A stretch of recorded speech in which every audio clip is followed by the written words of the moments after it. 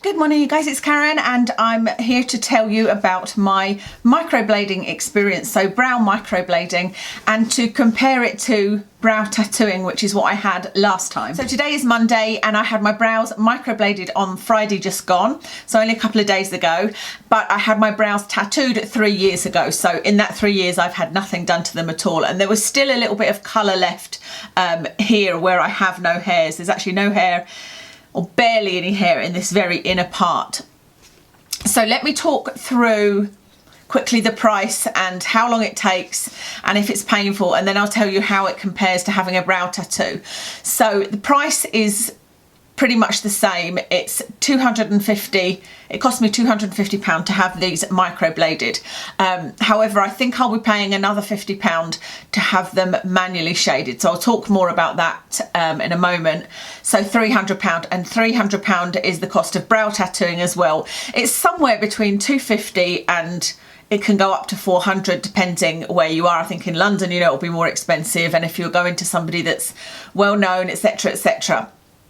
So £250 is what I've paid so far. The procedure itself, I was told to arrive at 10 o'clock and that it would take approximately 3 hours.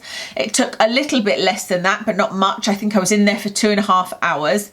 And basically you lie on a bed and she draws an outline of your eyebrows, and she uses different tools, like she's got a ruler that she puts, a sticky ruler that she puts on your head. She's even got a computer that measures if things are, you know, aligned, etc. And then she will show you the outline in the mirror and see what you think, and then it gets adjusted again if there's anything you don't like. And for me, when she drew the outline on and I looked in the mirror, I found it a bit difficult because there's only an outline, it's not completely filled in, and I find it very difficult to visualize.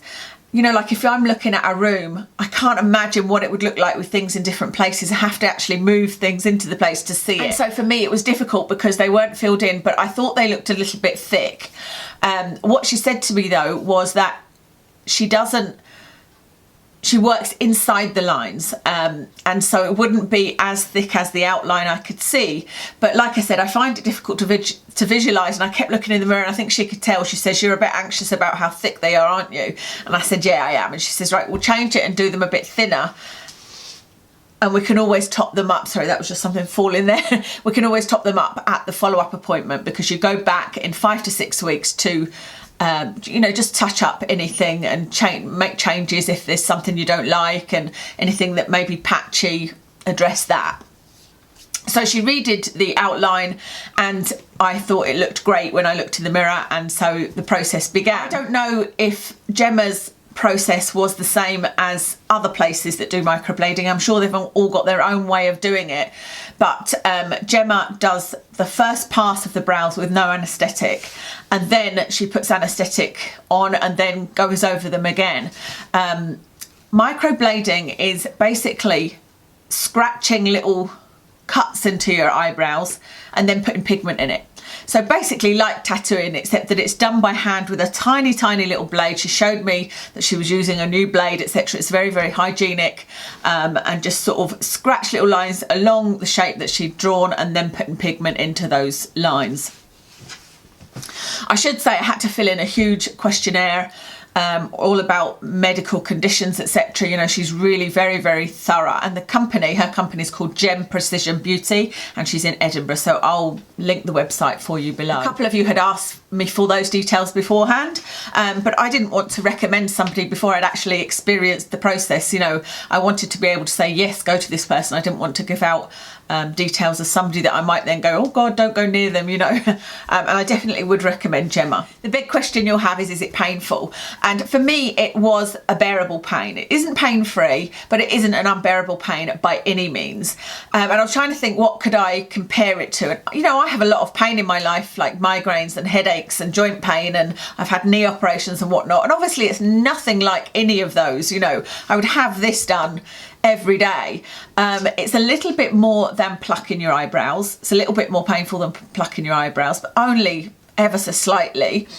It's about the same as having a tattoo. So I've got tattoo on my shoulder, where else? Hip, and ankle. My ankle tattoo was actually more painful than having my brows done because it was right on the ankle bone, and I found that extremely painful. And so I would say it's that same kind of feeling of your skin being scraped. But think of me and microneedling. I've done a few videos on microneedling, and I can't bear the pain of microneedling, even with, I think I can use a 0.2 millimeter. Or is it 20 millimeters? I can't remember, but anyway, the lowest you can get that only allows your skincare to go in a bit deeper, not one that actually helps reproduce collagen, etc. Anything above that, whether it's doing it like that, whether it's the little stamp one that I tried, whether it's the electric one, I find too painful and need to use numbing cream. Like, I can't bear the pain. So I guess I maybe have a low pain threshold because I've seen people doing it and they don't think it's a big deal, whereas to me it's very, very painful. So that might be a good thing. I think that's probably a good thing because it means that a lot of you would find it less painful than me. The other thing is it's so quick that you barely notice it, you know, because it's literally just little scratch, little scratch, little scratch along the brow, and then it's onto the other one. She then puts the anaesthetic cream on, and actually the anaesthetic cream, she did tell me this was going to sting, and it did. And I found the anaesthetic cream going on more painful than the actual scraping that she'd done before, but I suppose that it's just like putting salt in a wound, isn't it?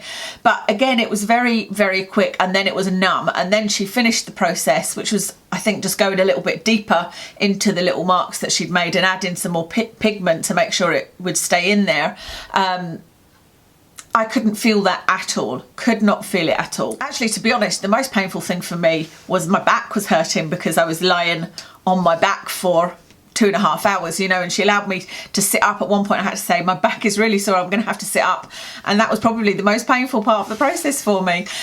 So pain I would not worry about at all. So when the procedure was over, she applied some ointments, etc., and told me what the aftercare was and gave me a little aftercare pack. In the aftercare pack was a little pot of Cetaphil cleanser, there was a little pot of Aquaphor, and there was a little dropper bottle of grapeseed oil. Is it grapeseed oil? Yes.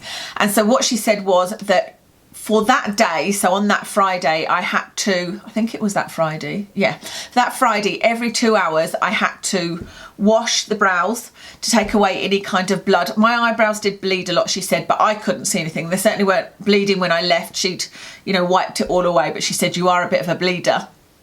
So you have to wash them to wash away any kind of debris and just make sure that they're nice and clean, and they will heal better that way.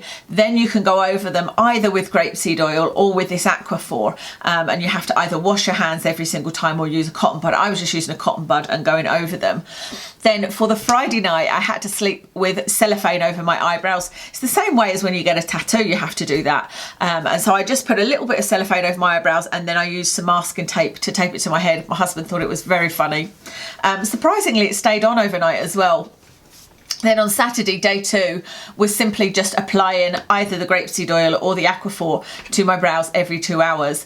And then you continue to do that for the following week. So for example, just before doing this, I have put on a little bit of Aquaphor, just with my cotton bud. You go across and then backwards, and that's it. So I've got nothing else on my brows at all except for Aquaphor. This is Aquaphor. It's just a really thick cream, so you can see if I put it on my brows that it kind of sticks to the brows, and you can kind of smooth them down with it. Actually, it's quite good, and I will be doing this every day for the next week.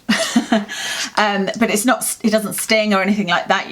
My eyebrows don't hurt. They felt, as she said they would, ever so slightly sunburnt for the rest of Friday, but then by Saturday it was completely gone. So that's everything about the procedure. What do I think? Well, I absolutely adore them. I think the shape is amazing.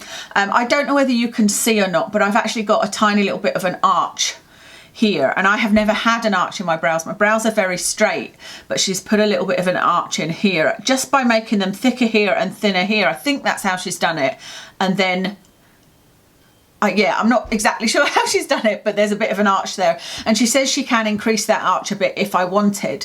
Yeah, I love them. I absolutely love them, but I'm surprised at how natural looking they are. And there is a couple of things that I want done the next time I go in, which is in 5 to 6 weeks. So you have to wait 5 to 6 weeks for it to completely heal, and at that point you can see if anything has flaked off, if there's any kind of patchiness.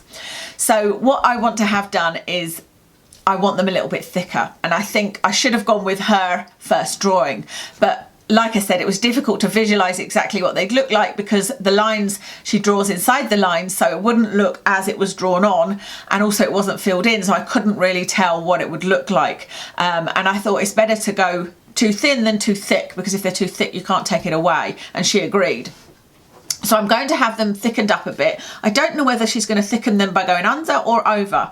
We'll see, because I will also ask her if she can increase that arch a little bit. That would be great, but it depends how it's done. But so I'd have them a little bit thicker, a little bit more of an arch, and I would maybe have some manual shading done.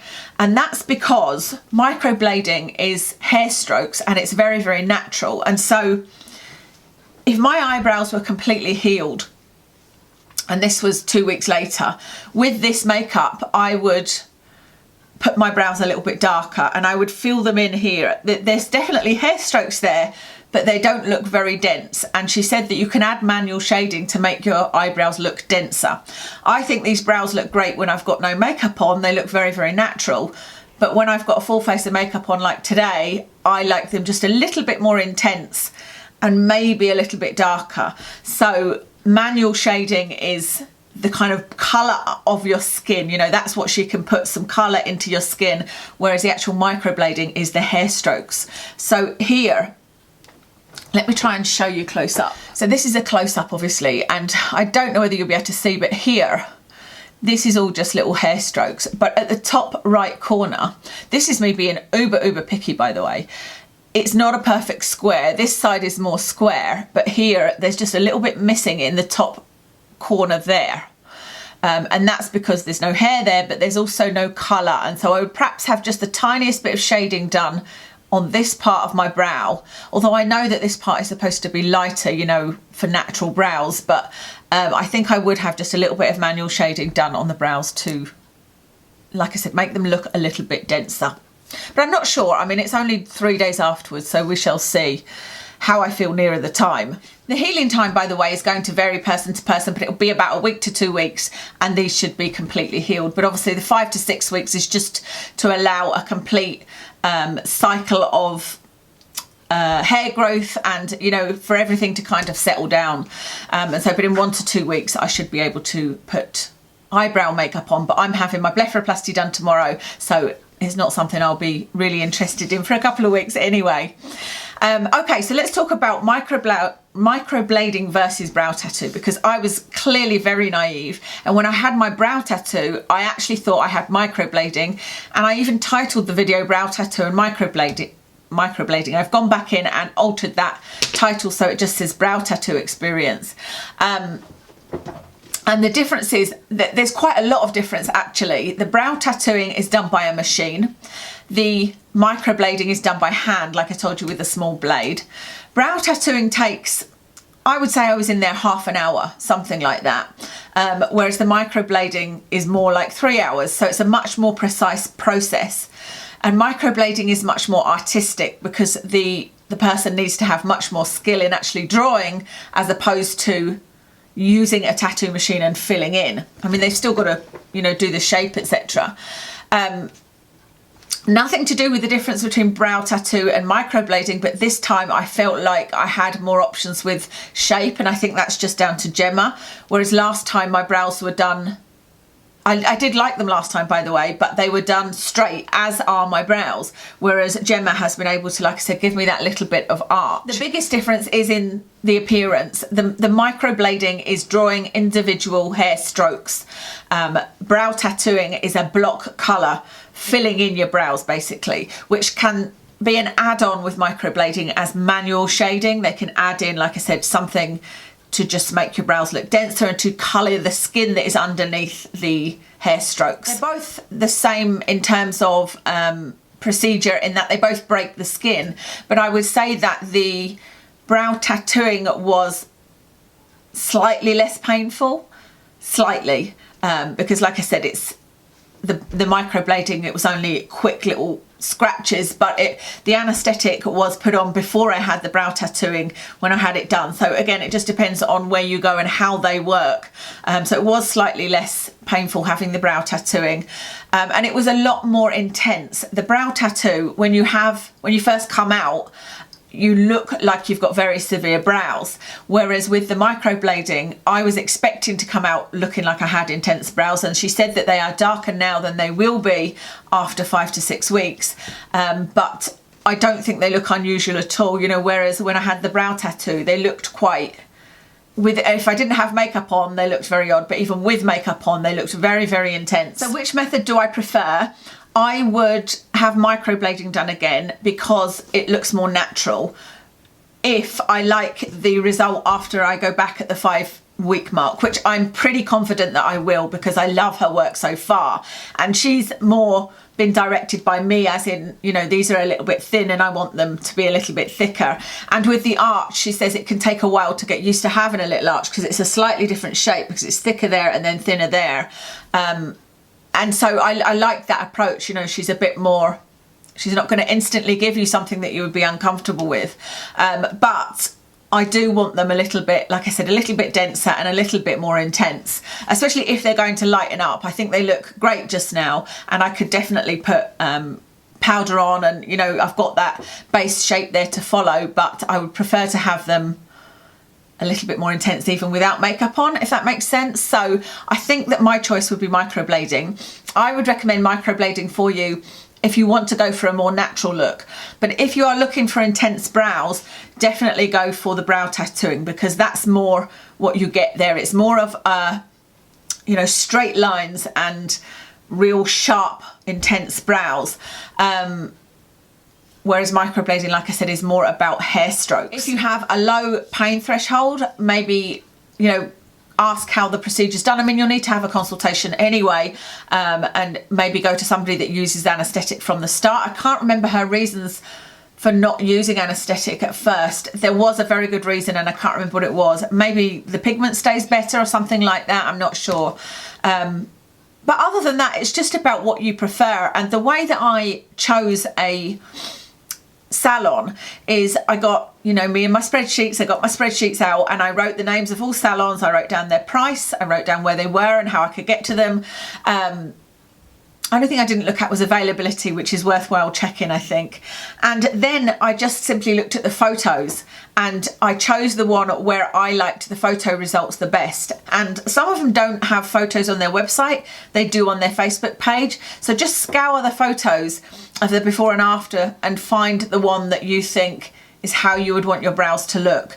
And I would say as well, when you go to the consultation, take pictures of what your ideal brow would be, and that's very helpful to them to be able to tell you if they could do that for you or not. Videos might be a bit out of sync going forward because I've got my blepharoplasty tomorrow, but I have already filmed a lot of videos, some before I've had my brows done, and I'm going to also film again after this, so you might get a bit confused as to the timeline, but it's just until I'm actually healed from the blepharoplasty and can then start videoing again, which is probably going to be Christmas time, you know, maybe just the week before Christmas or something like that, because he said about 2 weeks before I can put makeup on, so we shall see.